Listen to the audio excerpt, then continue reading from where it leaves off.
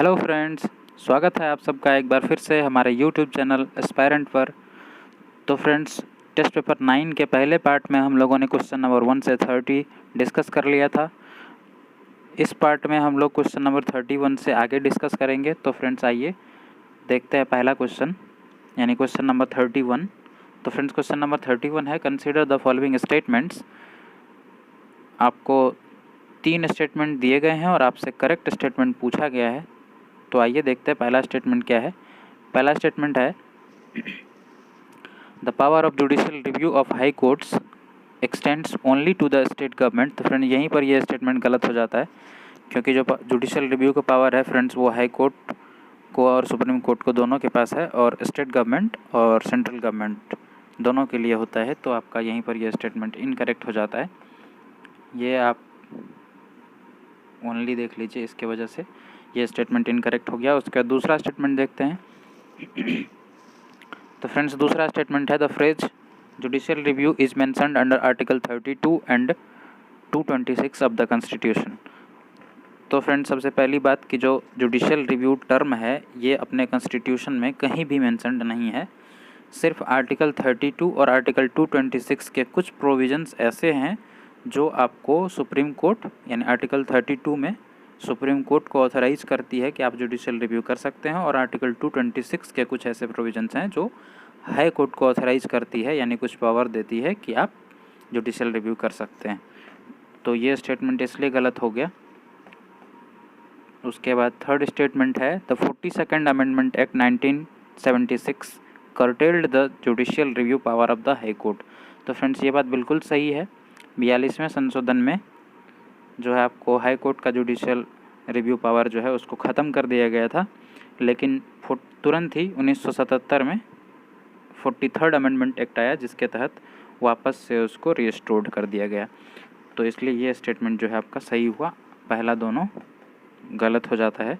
आपसे करेक्ट ही पूछा गया था, तो आंसर हो जाएगा 3 ओनली, सी ऑप्शन। उसके बाद क्वेश्चन नंबर 32 देखते हैं। क्वेश्चन नंबर 32 है, consider the following statements in the context of preamble of the Indian constitution. तो फ्रेंड्स इन प्रीएम्बल के बारे में आपसे 2 स्टेटमेंट दिए हैं और करेक्ट स्टेटमेंट पूछा है। पहला स्टेटमेंट है, it is not enforceable in the courts of law. तो फ्रेंड्स आपने अगर मेरे पहले सारे वीडियो देखे हैं तो आपको ये क्लियर होगी कि प्रीएम्बल जो है वो इन्फोर्सिएबल नहीं होता है in the courts of law. तो ये स्टेटमेंट आपका बिल्कुल सही हो जाता है। और जो फ्रेंड्स दूसरा स्टेटमेंट है वो है, it is the source of power to the legislature and also a prohibition upon the powers of legislature. तो ये स्टेटमेंट बिल्कुल इनकरेक्ट है फ्रेंड्स, क्योंकि जो प्रीएम्बल है उसको लेजिस्लेचर के पावर से कोई लेना देना ही नहीं है। तो friends it is neither the source of power to the legislature nor it is a prohibition upon the powers of legislature. तो इसलिए आपका ये स्टेटमेंट इनकरेक्ट हो गया, पहला करेक्ट हो गया, और आपसे करेक्ट ही पूछा गया था, तो आंसर क्या बन गया, 1 ओनली। उसके बाद नेक्स्ट क्वेश्चन देखते हैं। नेक्स्ट क्वेश्चन है, ग्रैंड इथियोपियन रेनेसा डैम। तो फ्रेंड्स ये ग्रैंड रेनेसा डैम है जो कि एक ग्रेविटी डैम है जो ब्लू नाइल रिवर पे बना हुआ है फ्रेंड्स। तो जो आपका नाइल रिवर है, ओरिजिनल नाइल रिवर, उसका एक ट्रिब्यूटरी है ब्लू नाइल रिवर। आपको पता है उसमें 3 मेन ट्रिब्यूटरीज हैं उसके, ब्लू, वाइट और अतबारा, जिसमें से जो ब्लू नाइल रिवर है उसके ऊपर एक ग्रेविटी डैम बनाया गया जिसका नाम है grand Ethiopian Renaissance dam. Friends इसको मिलेनियम डैम जो है पहले इसका नाम था, बाद में इसको ग्रैंड रेनेसा डैम रखा गया है इसका नाम। तो इसके बारे में पूछा है आपसे, has become a matter of dispute between which of the following 2 nation। तो फ्रेंड्स ये पूछा गया है कि ग्रैंड रेनेसा डैम जो है वो अब डिस्प्यूट में आ गया है, तो वो किस किस नेशन के बीच जो है वो झगड़ा का कारण है, यही आपसे पूछा गया है। तो फ्रेंड्स इसमें 3 नेशन जो है वो इन्वॉल्व है। इसमें इजिप्ट है, सूडान है और एथियोपिया है। अब सोचिए, अब देखिए कि लड़ाई कहाँ से स्टार्ट हुआ। लड़ाई एक्चुअली स्टार्ट यहाँ से हुआ। अब ये जो ब्लू नाइल रिवर है इसका पानी तीनों देश यूज करता है, इजिप्ट, सूडान और एथियोपिया। अब क्या है कि जो ये ग्रैंड रेनेसा डैम बना है फ्रेंड्स, तो उसमें एथियोपिया क्या अनाउंस कर दिया अचानक से आके कि ऐसा है, इसके रिजर्वायर में हम पानी डाल रहे हैं। तो बस इजिप्ट को ये बात पसंद नहीं आई। इजिप्ट ने बोला भाई पहले तू एग्रीमेंट साइन कर, बस यही डिस्प्यूट है। तो ये तीनों कंट्री के बीच में है, तो आप देख लीजिए तीनों में से कौन सा ऑप्शन है। ऑप्शन बी में है इजिप्ट और सूडान, तो यही आपका आंसर बन गया फ्रेंड्स। ये सोमालिया, एरिट्रिया का कोई लेना देना नहीं है इससे, तो आपका आंसर हो गया बी। उसके बाद चलते हैं क्वेश्चन नंबर 34 पे।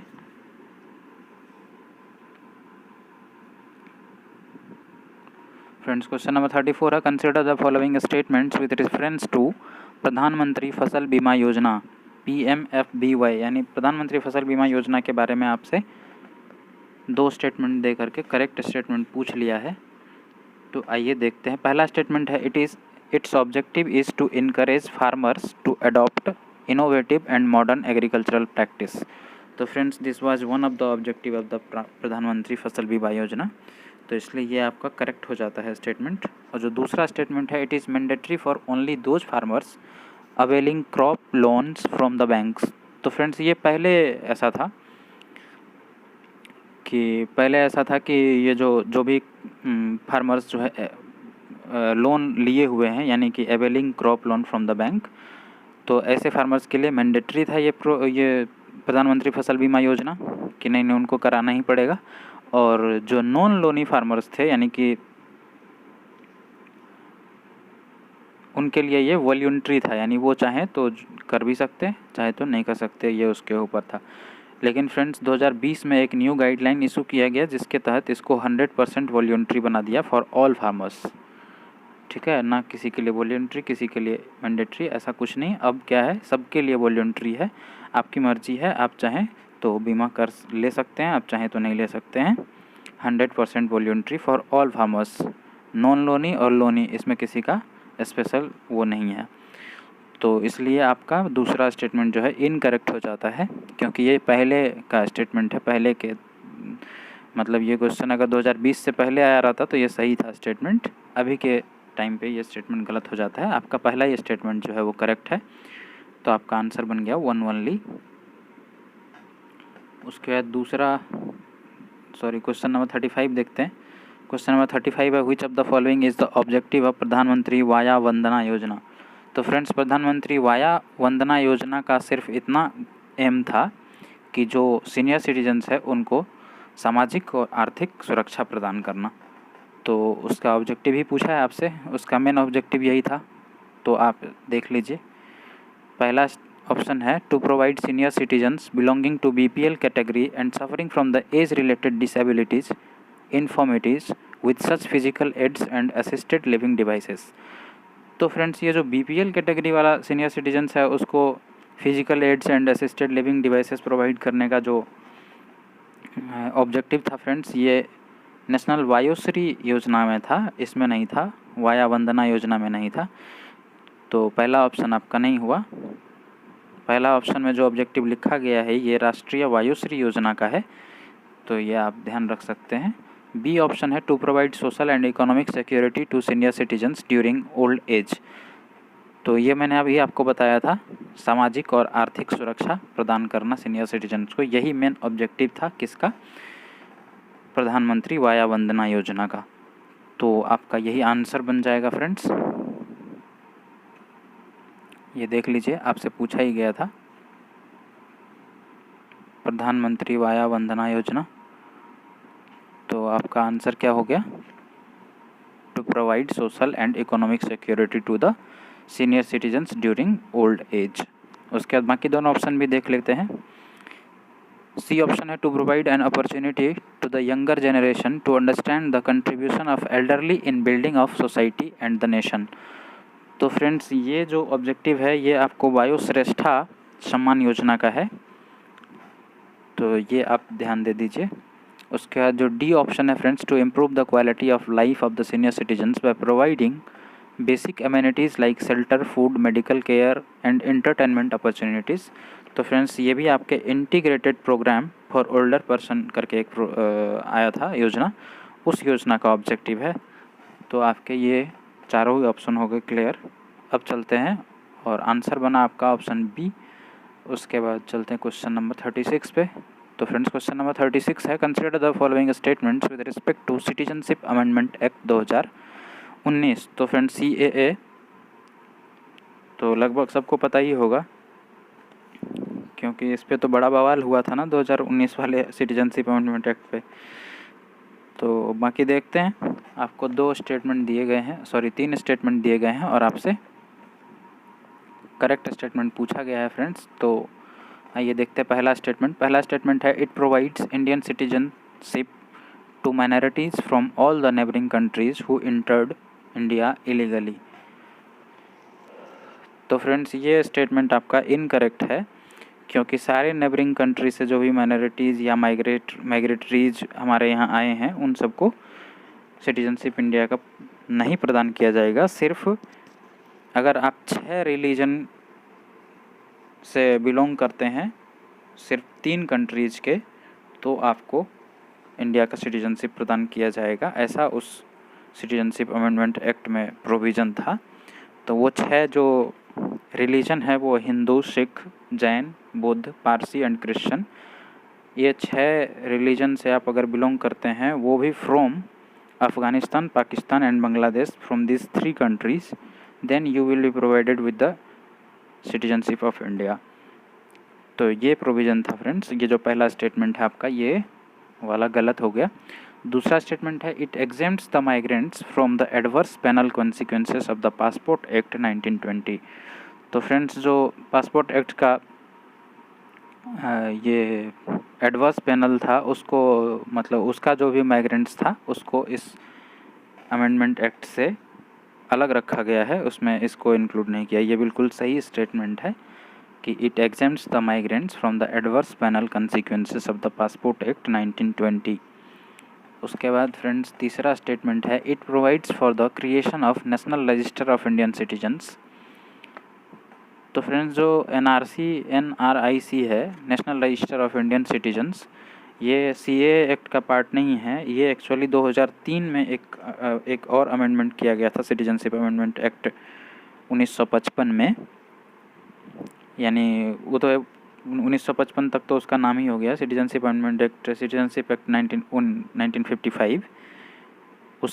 उसमें 2003 में एक अमेंड किया गया था, और उस अमेंडमेंट में एक सेक्शन जोड़ा गया था इसके अंदर 14A, और उस सेक्शन में नेशनल रजिस्टर ऑफ सिटीजन्स को क्रिएट करने की बात की गई है।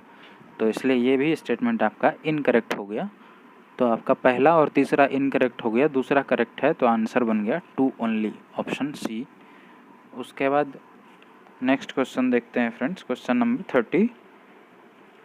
ये क्वेश्चन नंबर कितना था? 36। अब क्वेश्चन नंबर 37 देखते हैं हम लोग। तो 37 क्वेश्चन नंबर है, which of the following fundamental duties were recommended by the Swaran Singh committee. तो friends Swaran Singh committee total 8 fundamental duties recommend किए थे। इनका 3 ऐसा रिकमेंडेशन था जिनको गवर्नमेंट ने एक्सेप्ट नहीं किया, और गवर्नमेंट अपने तरफ से ऐड करके 1976 में 42वें संविधान संशोधन में टोटल 10 फंडामेंटल ड्यूटीज़ क्रिएट किया। तो इसके जो रिकमेंडेशन थे फ्रेंड्स, आपसे वही पूछा गया है। तो आइए देख लेते हैं एक एक करके। पहला स्टेटमेंट है, द पेनल्टी और punishment for non compliances of the duties. तो फ्रेंड्स ये उसका वन ऑफ द रिकमेंडेशन था कि स्वरण सिंह ने एक ये भी रिकमेंडेशन दिया था कि पार्लियामेंट जो है वो अगर कोई फंडामेंटल ड्यूटीज़ का अनादर करता है तो पार्लियामेंट उस पर पेनल्टी या पनिशमेंट दोनों में से कोई भी चीज़ जो भी अप्रोप्रिएट लगे वो इम्पोज कर सकती है। तो ये एक रिकमेंडेशन था जिसको गवर्नमेंट ने उस टाइम पे एक्सेप्ट नहीं किया था फ्रेंड्स। और जो दूसरा स्टेटमेंट है, ड्यूटी टू पे टैक्सेस, तो इन्होंने कहा था इसको भी फंडामेंटल ड्यूटीज़ के अंदर इंक्लूड करो, तो ये भी स्टेप नहीं किया गया था। उसके बाद जो आपको एक और रिकमेंडेशन था इसका क्या बोलते हैं, स्वरण सिंह कमेटी का। तो फ्रेंड्स स्वरण सिंह कमेटी का एक और रिकमेंडेशन ये था कि अगर किसी के ऊपर पार्लियामेंट जो है कोई पेनल्टी या फिर पनिशमेंट इम्पोज करती है, किसी लॉ के तहत, that law will not be questioned in any court. तो ये भी प्रोविज़न उसमें था जिसको एक्सेप्ट नहीं किया गया सेंट्रल गवर्नमेंट के द्वारा, तो ये वहाँ पे लिखा हुआ नहीं है, मैं अपने तरफ से बता दिया आपको। जो तीसरा स्टेटमेंट है, compulsory voting by eligible citizens in the state and national level election. तो फ्रेंड्स ये तो अभी तक है ही नहीं, ये तो आज तक अपने संविधान में नहीं है कंपलसरी वोटिंग का प्रोविज़न, तो ये स्टेटमेंट तो ऐसे ही गलत हो गया। ये प्रोविज़न ही नहीं है। आपके पास यूनिवर्सल एडल्ट फ्रेंचाइजी है, बाकी वोटिंग के टाइम पे आप वोट दें चाहे ना दें, उस पर कोई कंपलसरी वोटिंग का प्रोविज़न नहीं है अभी तक। तो इसलिए आपका जो आंसर बनेगा, इसका रिकमेंडेशन क्या क्या था वो पूछा गया था। तो ये 2 रिकमेंडेशन, टोटल 3 रिकमेंडेशन थे जो एक्सेप्ट नहीं किया गया है, जो लोगों को मालूम नहीं होता है जनरली। तो उसमें से 2 लिखे गए हैं 1 और 2 स्टेटमेंट में, तो आपका आंसर सिर्फ हो गया 1 एंड 2 ऑप्शन ए। उसके बाद नेक्स्ट क्वेश्चन देखते हैं, क्वेश्चन नंबर 38। क्वेश्चन नंबर 38 है, which of the following conditions qualify a person to be appointed as the जज ऑफ अ हाई कोर्ट। तो फ्रेंड्स, हाई कोर्ट के जज होने के लिए क्या क्राइटेरिया है? तो फ्रेंड्स, आपके इस क्राइटेरिया में 3 चीज़ें लिखी गई हैं। एक ये कि he is the citizen of India, तो पहला स्टेटमेंट में भी वही है, तो ये बिल्कुल सही हो गया। दूसरा लिखा हुआ है, he has held a judicial office in the territory of India for 10 years, या इसमें और लगा हुआ है या तो वो जुडिशियल ऑफिस हेल्ड करे फॉर द 10 ईयर्स, या फिर किसी कोर्ट में एडवोकेट के रूप में प्रैक्टिस करे 10 साल तक। तो ये दोनों ही स्टेटमेंट आपके करेक्ट हैं, तो आंसर बन गया सी ऑप्शन। उसके बाद नेक्स्ट क्वेश्चन है क्वेश्चन नंबर 39। तो फ्रेंड्स, क्वेश्चन नंबर 39 है, consider the following statements in the context of preventive detention in India. Preventive detention के बारे में आपको 2 स्टेटमेंट दिए गए हैं और आपसे करेक्ट स्टेटमेंट पूछा गया है। तो पहला स्टेटमेंट देखते हैं। पहला ये लिखा हुआ है कि constitution of India clearly states that under preventive detention and individual can not B detained for more than 6 months. तो अच्छा, यहाँ तक जो लिखा हुआ है फ्रेंड्स, यहाँ तक तो सही लिखा हुआ है, क्योंकि अपने कॉन्स्टिट्यूशन में प्रिवेंटिव डिटेंशन के अगेंस्ट में जो प्रोटेक्शन प्रोवाइड किया गया है, that is under the fundamental right under article 22 है फ्रेंड्स। मतलब फंडामेंटल राइट है आपके पास आर्टिकल 22 के तहत, जो आपको प्रिवेंटिव डिटेंशन से प्रोटेक्शन प्रोवाइड करता है। तो उसमें ये बात लिखी गई है कि किसी भी आदमी को आप 3 महीने से ज़्यादा के लिए डिटेन नहीं कर सकते हैं, लेकिन अगर आपके पास एडवाइजरी बोर्ड का कोई वैलिड रीज़न है तो आप उसको 3 महीने से आगे भी एक्सटेंड कर सकते हैं। तो फ्रेंड्स, ये जो यहाँ तक लिखा हुआ है कि can not B detained for more than 6 months, ये तो बिल्कुल करेक्ट है, लेकिन अंडर एनी सर्कमस्टांसेस तो ये इनकरेक्ट हो जाता है, क्योंकि अगर एडवाइजरी बोर्ड ने वैलिड रीज़न दे दिया देन जो आपका डिटेंशन है दैट कैन बी एक्सटेंडेड, तो इसलिए आपका ये स्टेटमेंट इनकरेक्ट हो जाता है सिर्फ इस वजह से। ये देखिए, अंडर एनी सर्कमस्टांसेस, उससे पहले तक ये स्टेटमेंट जो है वो करेक्ट था। उसके बाद दूसरा स्टेटमेंट है, the legislative power with regard to preventive detention is vested exclusively with the parliament. तो फ्रेंड्स, प्रिवेंटिव डिटेंशन पे लॉ जो है वो स्टेट भी अपने हिसाब से बना सकती है, ये एक्सक्लूसिवली विद द पार्लियामेंट जो है ये नहीं है, तो इसलिए ये स्टेटमेंट भी आपका इनकरेक्ट हो गया। आपसे करेक्ट पूछा था तो आपके दोनों ही इनकरेक्ट हो गए, आंसर हो गया डी, नाइदर 1 नॉर 2। उसके बाद ये नेक्स्ट क्वेश्चन देखते हैं फ्रेंड्स, ये था क्वेश्चन नंबर 39। क्वेश्चन नंबर 40 देखते हैं। क्वेश्चन नंबर 40 है, विद रेफरेंस टू द प्रधानमंत्री उज्ज्वला योजना कंसिडर द फॉलोइंग स्टेटमेंट्स। तो फ्रेंड्स, उज्ज्वला योजना के बारे में आपको 2 स्टेटमेंट दिए गए हैं, आपसे करेक्ट पूछा गया है। पहला स्टेटमेंट है, it aims to safeguard the health of women and children by providing them with the clean cooking fuel. तो फ्रेंड्स, ये बिल्कुल सही स्टेटमेंट है। जो एलपीजी सिलेंडर्स प्रोवाइड किया गया था that was under the Ujjwala Yojana. तो इसका मेन एम यही था, to safeguard the health of women and children by providing them clean cooking fuel. Friends, इसके तहत 8 करोड़, मतलब पहले तो इनिशियली इसका टारगेट था 5 करोड़ एलपीजी सिलेंडर प्रोवाइड करना टू द बीपीएल फैमिलीज़ लेकिन बाद में इसको बढ़ा करके 8 करोड़ कर दिया गया। 8 crore LPG cylinders will be provided to the BPL families under this Ujjwala Yojana. उसके बाद दो सेकेंड स्टेटमेंट है, the connections will be provided to only BPL families identified through socio economic caste census data. तो फ्रेंड जो BPL फैमिली आइडेंटिफाई किया जाएगा वो socio economic caste census data के थ्रू किया जाएगा। तो ये बिल्कुल सही स्टेटमेंट है, तो दोनों ही सही हो गए आपके। तो आंसर बन गया ऑप्शन सी, बोथ 1 and 2। उसके बाद क्वेश्चन नंबर 41 देखते हैं। क्वेश्चन नंबर 41 है, with reference to the supreme court during pre independence era consider the following statements. तो फ्रेंड्स प्री इंडिपेंडेंस एरा में जो सुप्रीम कोर्ट के बारे में है, आपको दो स्टेटमेंट दिया गया है, आपसे करेक्ट पूछा गया है। पहला स्टेटमेंट है, the federal court was established under charter act 1833। तो फ्रेंड्स जो फेडरल कोर्ट इस्टेब्लिश किया गया था वो गवर्नमेंट ऑफ इंडिया एक्ट 1935 के तहत किया गया था, इसलिए ये स्टेटमेंट आपका करेक्ट हो गया। वो जो है गवर्नमेंट ऑफ इंडिया एक्ट 1935 के तहत किया गया था। ये 55 हो गया क्या, 1935। और उसके बाद दूसरा स्टेटमेंट है, the supreme court replaced the British privy council which was the biggest court of appeal under the government of India act 1935।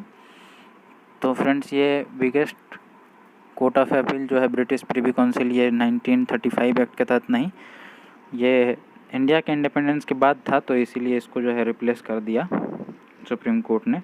हमारे यहाँ सुप्रीम कोर्ट का इस्टेब्लिशमेंट जो है 28 जनवरी 1950 को किया गया। उसके बाद इनको लगा कि अब इनको हटा देना चाहिए, तो फिर ब्रिटिश प्रिवी काउंसिल को रिप्लेस कर दिया, and that time the supreme court become the biggest court of appeal.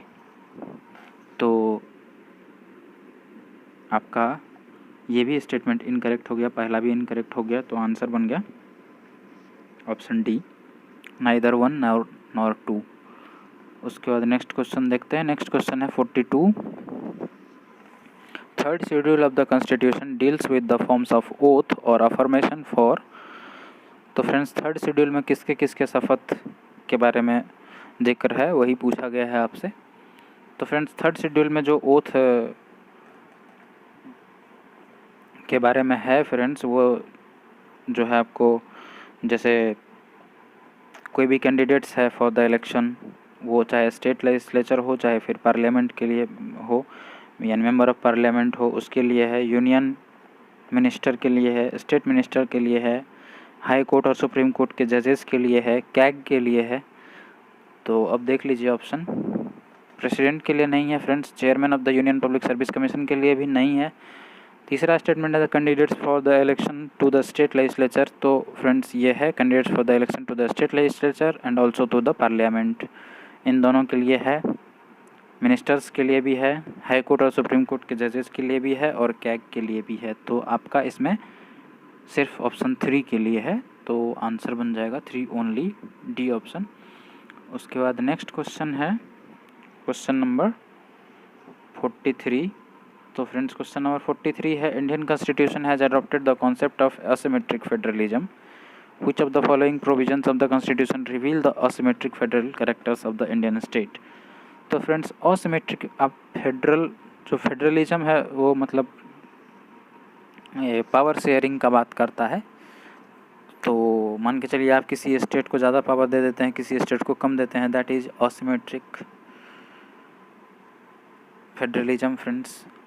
जैसे मान के चलिए इससे पहले जम्मू कश्मीर था, that was having the special status, उसका अपना खुद का कॉन्स्टिट्यूशन भी था। तो फ्रेंड्स ये सब जो है असिमेट्रिक फेडरलिज्म कैरेक्टर शो करता है। तो आपको इसी के एग्जाम्पल पूछे गए हैं कि फेडरल कैरेक्टर के मतलब कौन से एग्जाम्पल हैं जो federal character asymmetric federal character को दर्शाते हैं। तो पहला statement, emergency power of the centre. तो फ्रेंड्स ये यूनिटरी फीचर हो जाता है, इसमें पावर शेयरिंग है ही नहीं, सब सारा पावर सेंटर के ही हाथ में है, ये यूनिटरी फीचर हो गया। Appointment of the state governor, तो इसमें भी स्टेट गवर्नमेंट का कोई लेना देना ही नहीं है, स्टेट का कोई लेना। तो फ्रेंड्स ये भी आपका, क्योंकि ये सेंटर के द्वारा अपॉइंट किया जाता है, तो ये भी यूनिटरी फीचर हो गया। तो जो पहला दोनों ऑप्शन है ये यूनिटरी फीचर हो गया। तीसरा ऑप्शन है क्रिएशन ऑफ ऑटोनोमस डिस्ट्रिक्ट। तो फ्रेंड्स ऑटोनोमस डिस्ट्रिक्ट क्रिएट करके आप उसको स्पेशल पावर दे देते हैं, that is the asymmetric character, asymmetric federalism का कैरेक्टर हो गया ये। उसके बाद आर्टिकल 371, आर्टिकल 371 जो है, इसके तहत महाराष्ट्र के गवर्नर को उधर के 2 रीजन विदर्भा और एक मराठवाड़ है कोई पता, तो उस दोनों के लिए स्पेशल बॉडी इस्टेब्लिश करने के लिए, डेवलपमेंट बॉडी इस्टेब्लिश करने का पावर दे देती है। तो ये भी आपका असिमेट्रिक फेडरलिज्म का कैरेक्टर हो गया। तो इसलिए आंसर बन जाएगा 3 और 4, जो कि है आपके ऑप्शन सी में। उसके बाद नेक्स्ट क्वेश्चन देखते हैं। नेक्स्ट क्वेश्चन है क्वेश्चन नंबर 44। तो फ्रेंड्स क्वेश्चन नंबर 44 है, consider the following statements regarding the government of India act 1858। Government of India act 1858 के बारे में बात किया गया है फ्रेंड्स। इस एक्ट को act of good government of India भी बोला गया था फ्रेंड्स। यही वो एक्ट है जिसके बाद मतलब जो पावर ऑफ द गवर्नमेंट है that was transferred to the British crown. और इस एक्ट के तहत एक 15 मेंबर का काउंसिल क्रिएट किया गया था, एक नया ऑफिस क्रिएट किया गया था that was of the secretary of the state.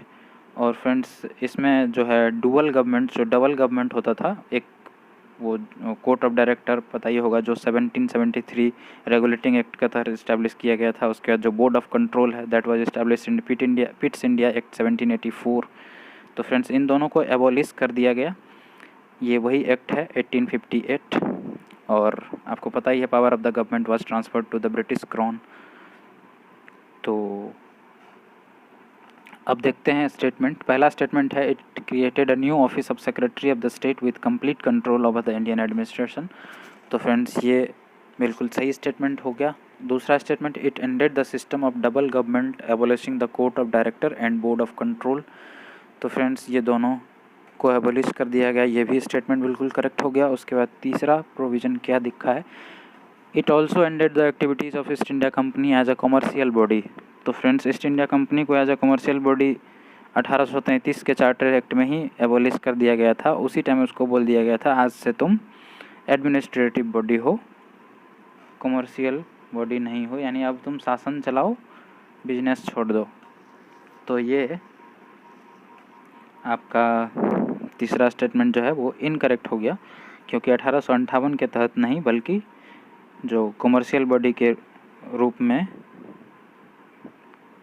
जो इसका पावर मतलब कंपनी था उसको एंड कर दिया गया था 1833 में ही, चार्टर एक्ट 1833।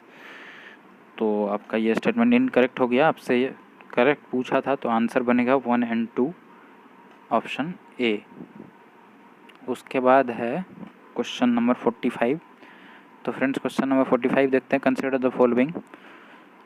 4 स्टेटमेंट दिए गए हैं, पूछा गया है which of the acts given above aim at enforcing the fundamental rights provided under Indian constitution. तो फ्रेंड्स आपसे पूछा गया है कि इन चारों में दिए गए एक्ट में से कौन कौन से एक्ट फंडामेंटल राइट को एनफोर्स करने के लिए बनाया गया था। तो फ्रेंड्स जो पहला ऑप्शन है the wild life protection act of 1972 WPA। तो फ्रेंड्स आपको पता होगा कि to safeguard the wild life and forest that was in the DPSP। तो जो वाइल्ड लाइफ प्रोटेक्शन एक्ट है 1972 ये आपको DPSP को इन्फोर्स करने के लिए बनाया गया था, क्योंकि आपका वाइल्ड लाइफ को सेफगार्ड प्रोवाइड करने का जो प्रोविज़न था वो DPSP में था फ्रेंड्स। तो इसलिए ये जो है आपका फंडामेंटल राइट्स के लिए नहीं था, तो ये आंसर में नहीं होगा। दूसरा statement the protection of civil rights act 1955। तो फ्रेंड्स ये आपको पहले अनटचेबिलिटी को एबॉलिश करने के लिए अनटचेबिलिटी एक्ट बनाया गया, अनटचेबिलिटी एक्ट 1955। फिर 1976 में इसको अमेंड करके इसका नाम बदल दिया गया, इसका नाम रख दिया गया the protection of civil rights act 1955। तो ये जो है आपको चूँकि अनटचेबिलिटी को एबॉलिश करने के लिए ये एक्ट बनाया गया था। और आपको पता ही है अनटचेबिलिटी आपके आर्टिकल 17 में मेंशन है जो कि फंडामेंटल राइट्स है फ्रेंड्स। तो फंडामेंटल राइट्स को इन्फोर्स करने के लिए दूसरा जो है वो बनाया गया, ये आप कह सकते हैं। तो दूसरा आपका आंसर बन जाएगा। तीसरा है राइट टू एजुकेशन एक्ट 2009। तो फ्रेंड्स राइट टू एजुकेशन भी आपके आर्टिकल 21A में मेंशन है, तो ये अभी आपको फंडामेंटल राइट इन्फोर्स करा रहा है।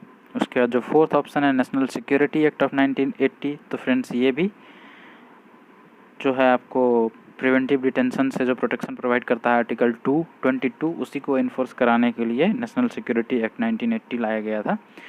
तो आपको ये 2, 3 एंड 4 ये तीनों ही स्टेटमेंट आपका करेक्ट है, बिकॉज ये तीनों ही एक्ट फंडामेंटल किसी न किसी आर्टिकल का जो भी फंडामेंटल राइट्स है उसको इन्फोर्स कराने के लिए लाया गया था। तो आपका आंसर बन गया 2, 3 एंड 4 ऑप्शन बी में है फ्रेंड्स, ऑप्शन बी। उसके बाद नेक्स्ट क्वेश्चन देखते हैं। क्वेश्चन नंबर ये था 45, क्वेश्चन नंबर 46 देखते हैं।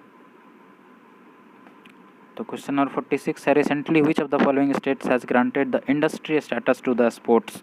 तो फ्रेंड्स मिजोरम इंडिया का पहला वो स्टेट है जिन्होंने स्पोर्ट्स को इंडस्ट्री स्टेटस प्रोवाइड किया गया है, और मिजोरम को लव फॉर स्पोर्ट्स के नाम से भी जाना जाता है फ्रेंड्स। तो इसलिए आपका इसका आंसर हो गया मिजोरम। ये करंट में था क्योंकि हाल ही में ये इंडस्ट्री का स्टेटस प्रोवाइड किया है स्पोर्ट्स को, स्पोर्ट्स इंडस्ट्री। तो उसके बाद आंसर हो गया मिजोरम, ऑप्शन सी। उसके बाद नेक्स्ट क्वेश्चन देखते हैं। नेक्स्ट क्वेश्चन है इन the context of 6 rights of freedom granted under article 19 of the Indian constitution consider the following statements. तो फ्रेंड्स आर्टिकल 9 के बारे में आपको आर्टिकल 19 के बारे में आपको 2 स्टेटमेंट दिए गए हैं, आपसे करेक्ट पूछा गया है। पहला स्टेटमेंट देखते हैं, they are available only against the state action and not against private individuals. तो फ्रेंड्स ये स्टेटमेंट बिल्कुल सही है। उसके बाद because that 6 freedom provided under article 19 were provided available only against the state action, not against the private individuals. Hence, the statement 1 is correct. And second statement, they are available only to the citizens, but not to legal entities or and foreigners. तो friends आपको पिछले video में भी मैंने बताया कि जो article 15, 16, 19, 29 मैं इस बार फिर से लिख देता हूँ। 15, 16, 19, 29 एंड 30 ये 5 आर्टिकल ऐसे हैं that are available only to the Indian citizens, that are not available for the foreigners. बाकी तो ये जो है आपका क्वेश्चन ये आर्टिकल 19 के बारे में था फ्रेंड्स, और आर्टिकल 19 देखिए इस ब्रैकेट में है मेंशन्ड। तो यानी कि जो आर्टिकल 19 है वो भी सिर्फ इंडियन सिटीजन्स के लिए ही अवेलेबल होगा, फॉरेनर्स के लिए नहीं होगा। तो दूसरा स्टेटमेंट आपका बिल्कुल करेक्ट हो जाता है, पहला भी करेक्ट था। तो आंसर बन गया सी ऑप्शन, बोथ 1 एंड 2। उसके बाद क्वेश्चन नंबर 48 देखते हैं। क्वेश्चन नंबर 48 है consider the following statements with reference to new development bank. तो फ्रेंड्स न्यू डेवलपमेंट बैंक जो है ब्रिक्स का 6th समिट हुआ था, उसमें इस्टेब्लिश किया गया था। देखते हैं पहला स्टेटमेंट है, it was established under the Fortaleza declaration of BRICS summit 2014। तो फ्रेंड्स ये स्टेटमेंट बिल्कुल सही है। New development bank was established under the Fortaleza declaration of 6th BRICS summit 2014। तो ये स्टेटमेंट सही हो गया। सेकंड स्टेटमेंट है India is the second largest share holder in this bank. तो फ्रेंड्स कहीं ना कहीं आपने ये पढ़ा होगा, इसलिए ये स्टेटमेंट डाला गया आपको कंफ्यूज करने के लिए। India is the second largest share holder in this bank. तो friends India is the second largest holder in AIIB यानी Asian infrastructure investment bank, not in NDB। New development bank में ये सेकंड से largest share holder नहीं है। तो आपका ये स्टेटमेंट जो है इनकरेक्ट हो गया फ्रेंड्स। उसके बाद इसका जो न्यू डेवलपमेंट बैंक का जो हेडक्वार्टर है वो संघाई में है। तो तीसरा स्टेटमेंट बिल्कुल सही हो गया, आंसर हो गया 1 एंड 3 जो कि ऑप्शन बी में है। तो ऑप्शन बी आपका करेक्ट हो गया। उसके बाद हम लोग क्वेश्चन नंबर 49 देखते हैं। क्वेश्चन नंबर 49 है with reference to the family court act 1984 consider the following statements. तो फ्रेंड्स फैमिली कोर्ट के बारे में आपको 2 स्टेटमेंट दिए गए हैं और करेक्ट स्टेटमेंट आपसे पूछा है। तो एक एक करके पहला स्टेटमेंट देखते हैं।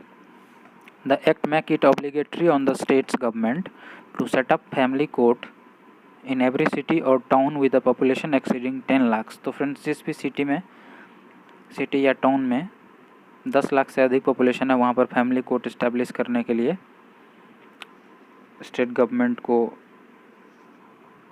को ऑबलाइज किया गया। तो फ्रेंड्स ये बिल्कुल सही स्टेटमेंट है, ये आपका करेक्ट हो गया। और सेकंड स्टेटमेंट है the appeal against the judgement of the family court lies to the district court. तो फ्रेंड्स ये स्टेटमेंट इनकरेक्ट है, because the appeal against the judgement of the family court lies to the high court not the district court. तो इसलिए ये statement incorrect हो गया। तो answer क्या बना, करेक्ट पूछा था तो 1 ओनली। उसके बाद फ्रेंड्स नेक्स्ट क्वेश्चन देखते हैं, क्वेश्चन नंबर 50।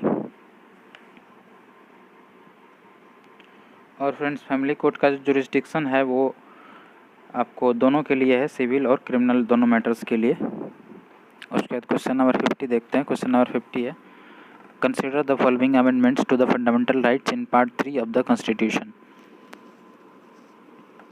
तो फ्रेंड्स फंडामेंटल राइट्स में जो भी अमेंडमेंट किए गए हैं उससे रिलेटेड आपको 4 स्टेटमेंट दिए गए हैं और पूछा है अच्छा अरेंज करवाना है इसको, arrange the above changes to the fundamental rights in chronological order. Chronological order में आपको अरेंज करना है, यानी कि कौन सा अमेंडमेंट पहले हुआ कौन सा बाद में, ये आपको जो है बताना है।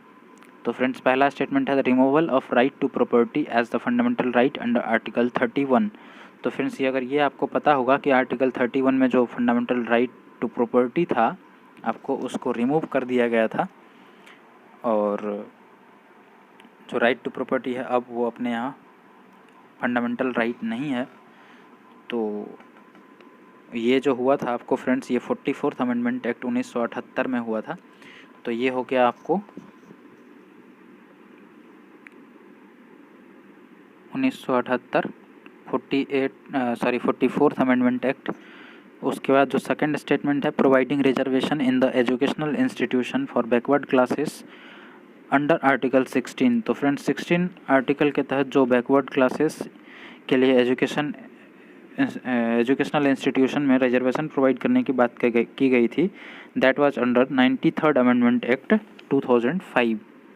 तो मैं यहाँ ईयर लिख रहा हूँ फ्रेंड्स, इससे बाद में अरेंज कर लेंगे हम लोग। 2005 93rd अमेंडमेंट एक्ट में ये बैकवर्ड क्लासेस को रिजर्वेशन प्रोवाइड किया गया था अंडर आर्टिकल 16। तो ये आपका दूसरा स्टेटमेंट हो गया। तीसरा स्टेटमेंट है providing free and compulsory education under article 21A। तो फ्रेंड्स ये 86th अमेंडमेंट एक्ट 2002 वाले में ये वही वाला अमेंडमेंट एक्ट है फ्रेंड्स, जब मैं आपको पिछले वीडियो में बताया था कि 86th अमेंडमेंट एक्ट के तहत एक DPSP में भी एक प्रोविज़न जोड़ा गया, एक फंडामेंटल ड्यूटीज़ में भी जोड़ा गया और एक आपको आर्टिकल 21A में भी जोड़ा गया, यानी फंडामेंटल राइट्स में भी। और तीनों में ही ये लगभग प्राइमरी एजुकेशन की बात कर रहा है। जो DPSP में है वहाँ पर आपको childhood care up to age 6 जो है ये प्रोविज़न आपको रखा गया DPSP में। और फ्री एंड कंपलसरी एजुकेशन जो है आपको 6 to 14 ईयर के लिए आपको के एज ग्रुप में ये 21A में रखा गया, यानी फंडामेंटल राइट्स के अंदर। और फ्रेंड्स जो पेरेंट्स है उसको ऑब्लिगेटरी बनाया गया कि अपने बच्चे को आप शिक्षित करें, that was added in the fundamental duties, यानी वो पेरेंट्स को या हर एक इंडिविजुअल्स का ड्यूटी बना दिया गया हु इज़ पेरेंट्स और गार्जियन, तो उनके लिए कि आप अपने बच्चे को शिक्षित करें। तो ये आपको 86th अमेंडमेंट में एक्ट में ही ये तीनों प्रोविज़न 3 जगह ऐड किया गया, जो कि 2002 में हुआ था। तो तीसरा हो गया 2002 में। और फ्रेंड्स चौथा है introducing article 31B to save laws from being challenged on the grounds of contravention of the fundamental rights. तो फ्रेंड्स आपको पता है कि कोई भी लॉ को चैलेंज से बचाना था तो उसको शेड्यूल 9 में प्लेस कर दिया जाता था, and schedule 9 was added by the first amendment act 1951, जहाँ पर एक आर्टिकल 31B इंट्रोड्यूस किया गया जिसके अंदर ये लिखा हुआ है कि any law which is placed under this या under 9th schedule can not be challenged in on the grounds of contravention of the fundamental rights. तो फ्रेंड्स ये आपके किया गया था फर्स्ट अमेंडमेंट एक्ट, जो कि हुआ था 1951 में। तो 1951 में तो सबसे पहले यही आ गया फ्रेंड्स। तो आपका अगर क्रोनोलॉजी में सजाएंगे तो सबसे पहले आ जाएगा 4, उसके बाद आ जाएगा 1978, उसके बाद 2002, उसके बाद 2005, तो आपका 4, 1, 3 एंड 2, 4, 1, 3 एंड 2 है आपके ऑप्शन बी में। तो ऑप्शन बी हो गया करेक्ट आंसर। उसके बाद क्वेश्चन नंबर 51 है, consider the following statements with reference to constitutional monarchy. तो फ्रेंड्स कॉन्स्टिट्यूशनल मोनार्की के बारे में आपको 2 स्टेटमेंट दिया गया है, आपसे करेक्ट स्टेटमेंट पूछा गया है। पहला स्टेटमेंट है, it is a system of government in which monarch, king और queen shares power with the constitutionally organised government. तो फ्रेंड्स ये बिल्कुल सही स्टेटमेंट है। कॉन्स्टिट्यूशनल मोनार्की का आपको पहले भी जिक्र हुआ है जब मैंने एग्जांपल दिया था आपको ब्रिटेन का। तो क्योंकि देखिए फ्रेंड्स, ये कॉन्स्टिट्यूशनल मोनार्की वो होता है जहाँ पर पार्लियामेंट भी होती है और किंग और क्वीन भी होता है, and both shares the equal powers, that is called constitutional monarchy. जो सिर्फ मोनार्की की बात करेंगे तो वहाँ पर एक ही जगह सारा पावर होता है, किंग और क्वीन के पास, parliament was not in existence. तो फ्रेंड्स ये आपका करेक्ट हो जाता है। दूसरा स्टेटमेंट है, Japan and Canada have a constitutional monarchy. तो ये फ्रेंड्स बिल्कुल सही स्टेटमेंट है। यूके में भी है, नीदरलैंड में भी है, ऐसे कई सारे कंट्रीज हैं। जैसे अपना एशियन कंट्री में जापान है। तो ये हो गया आपको दोनों ही स्टेटमेंट सही। तो आंसर बन जाएगा सी ऑप्शन। उसके बाद क्वेश्चन नंबर 52 देखते हैं। क्वेश्चन नंबर 52 है, which of the following provisions in the Indian constitution ensures the independence of functioning of the chief election commissioner. तो फ्रेंड्स चीफ इलेक्शन कमिश्नर के फंक्शनिंग का जो फंक्शनिंग है उसको उसका इंडिपेंडेंसी इंश्योर करने के लिए कौन कौन से प्रोविज़न अपने कॉन्स्टिट्यूशन में है उसके बारे में आपसे पूछा गया है। पहला स्टेटमेंट है, constitution has debarred the retiring chief election commissioner from any further appointment by the government. तो फ्रेंड्स ये अगर कर देता प्रोविज़न, ये प्रोविज़न अगर हमारे यहाँ होता तो अच्छा होता। तो इससे क्योंकि इंडिपेंडेंसी इंश्योर हो रहा है in the functioning of election commissioner, but ये प्रोविज़न है नहीं अपने यहाँ, because Indian Constitution has not debarred the retiring chief election commissioner। तो फ्रेंड्स जो ये प्रोविज़न अगर नहीं है अपने यहाँ तो देयर इज स्कोप ऑफ फॉर्जरिंग, और चीफ इलेक्शन कमिश्नर के पास किसी गवर्नमेंट को फेवर करने का एक ये दरवाज़ा मतलब खुला है। ये प्रोविज़न होना चाहिए था, ये नहीं है अपने यहाँ, हैज़ नॉट। तो अब स्टेटमेंट देखना है अपन को, तो स्टेटमेंट तो ये रॉन्ग हो गया क्योंकि इसमें लिखा है कि डिबैरेड, लेकिन ऐसा है कि अपने यहाँ कॉन्स्टिट्यूशन में ऐसा कोई प्रोविज़न नहीं है। जो भी चीफ इलेक्शन कमिश्नर अगर रिटायरिंग चीफ इलेक्शन कमिश्नर है तो वो फर्दर किसी भी गवर्नमेंट में अपॉइंट किया जा सकता है किसी भी पोस्ट पे। उसके बाद दूसरा स्टेटमेंट है, salaries and expenses are charged on the consolidated fund of India. तो फ्रेंड्स इस सैलरीज और इसका जो सैलरीज एंड एक्सपेंसेस है that are not charged on the consolidated fund of India, that is voted upon by the parliament. यानी ये automatic charge नहीं होता है फ्रेंड्स, इसको पहले वोटिंग होता है उसके बाद फिर दिया जाता है। तो ये स्टेटमेंट भी आपका इनकरेक्ट हो गया।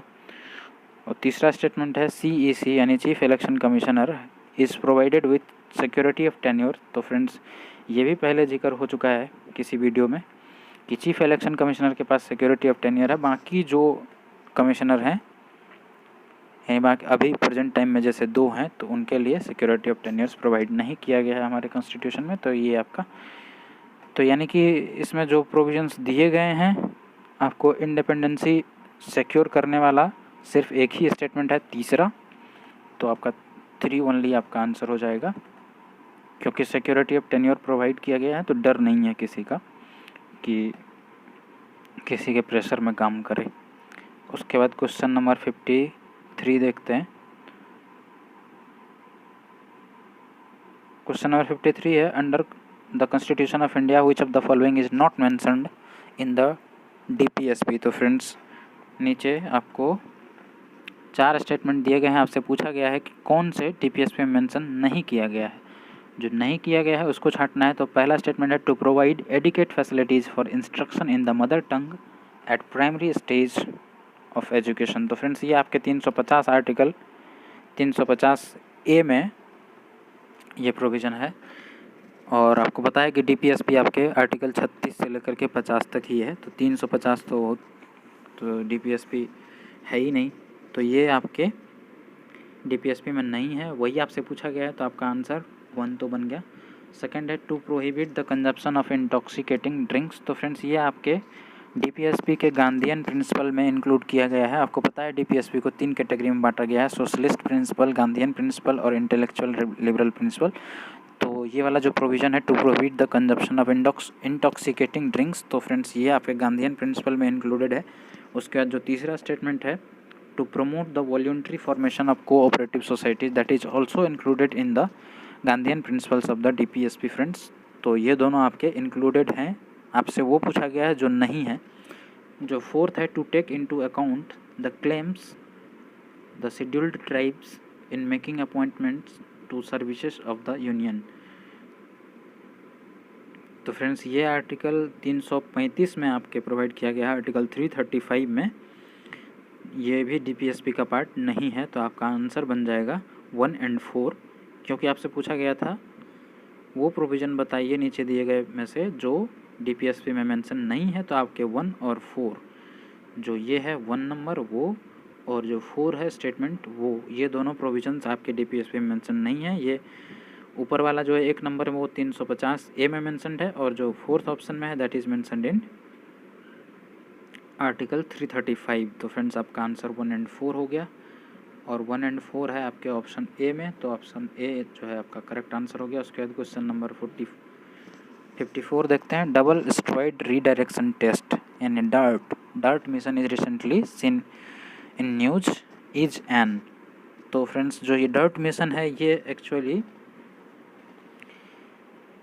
जो एस्ट्रॉइड को अपने डायरेक्शन से डिफ्लेक्ट करने के लिए एक मिशन लाया गया था। उसी मिशन का नाम है डबल एस्ट्रॉइड रीडायरेक्शन टेस्ट। तो ये नासा का प्रोजेक्ट था फ्रेंड्स।